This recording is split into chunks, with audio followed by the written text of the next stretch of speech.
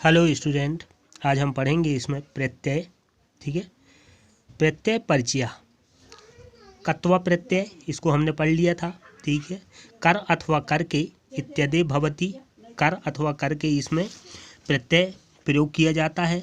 इसमें होते हैं धातु शब्द, प्रत्यय और शब्द और अर्थ। ठीक है, तो धातु शब्द जो होते हैं उसमें प्रत्यय प्रयोग किया जाता है, उसके शब्द है और उसके अर्थ भी बनते हैं। तो ये हो चुका था। ठीक है, जैसे पठ धनकत्वा पठित्वा पढ़कर, लिख धनकत्वा लिखत्वा लिखकर, भू धनकत्वा भूतवा होकर, कीर धनकत्वा क्रीड़ित्वा खेलकर। ठीक है, अब है आगे लप्य प्रत्यय। कर अथवा कर के इत्यार्थ लप्य भवति। लप्य प्रत्यय धातु पूर्वम उपसर्गः भवति। ठीक है, अब इसमें कत्व प्रत्यय के बाद लप प्रत्यय आता है, कर अथवा कर के। ठीक है, ये लप्य प्रत्यय भवति। ठीक है, लप होता है और परंतु लप्य प्रत्यय धातु पूर्व उपसर्गा भवति। लप प्रत्यय में धातु से पूर्व उपसर्ग होता है। ठीक है, ये ध्यान रखना है। प्रत्यय में धातु के पूर्व जो पद होंगे वो क्या होंगे? उपसर्ग भवति, उपसर्ग होते हैं। जैसे सम धन पठ लप्य या। ठीक है, तो इसका जो शब्द बनेगा संपठ्य। ठीक है, संपठ्य पढ़कर। ठीक है, फिर दूसरा है विधन लिख लप्य विलिख लिखकर। ठीक है, उपधन क्रय लप्य उपकृत्य उपकार करके। ठीक है, ये हो जाएगा लप प्रत्यय में। आगे है कत कतवतु प्रत्यय। इसमें है कत्य कत्वतु प्रत्यय। ठीक है, भूत कालार्थ कत्वा कत्वतु चा भवता। इसमें कब प्रयोग किया जाता है? भूतकाल में।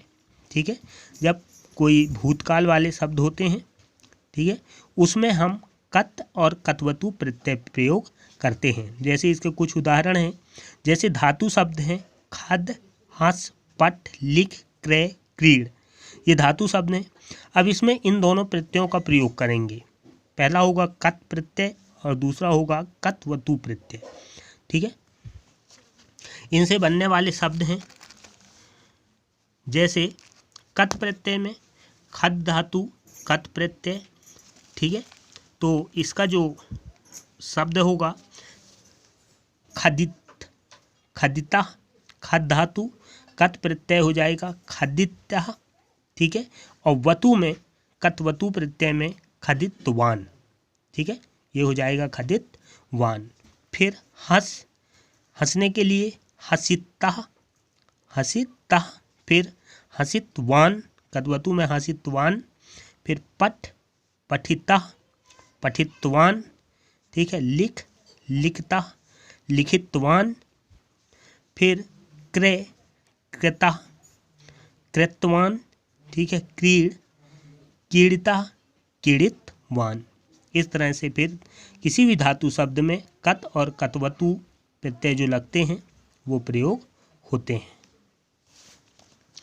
आगे है उपसर्ग। ठीक है, उपसर्ग में है उपसर्ग धातु शब्दस्य व पूर्वे प्रयोज्यते। उपसर्ग धातु शब्दस्य व अर्थ परिवर्तनम भवति। दो विशित संख्या उपसर्गः भवति। ठीक है, छात्रा षष्ठ कक्षायां पठितवान् संक्षेपेण अत्र दीयते यथा। ठीक है, अब इसमें ये बताया जाता है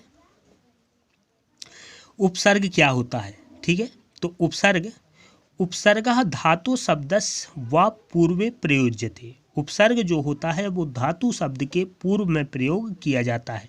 ठीक है, उपसर्गेण धातु शब्दस्य व अर्थ परिवर्तन भवति। जैसे हम उपसर्ग का प्रयोग करेंगे, ठीक है, तो जो धातु शब्द है धातु शब्द के साथ उसके अर्थ में परिवर्तन भी आता है, परिवर्तन हो जाता है। द्विविंशति संख्या का उपसर्गः भवति। ठीक है, उपसर्गों की संख्या यहाँ पर द्विविंश संख्या मीन्स 22 है। ठीक है, इसमें होते हैं छात्रा षष्ठ कक्षाया पठित्वा, कक्षा 6 में आपने 6वीं क्लास में उपसर्ग के बारे में पढ़ा। संक्षेपेण अत्र दीयते, यहाँ पर संक्षेप में हम इसके बारे में पढ़ेंगे। उपसर्गेण धात्वेर्थ बलादाय प्रतीयते, प्रहाराय सहाय सहारा, विहाराय परिहाराय वथा।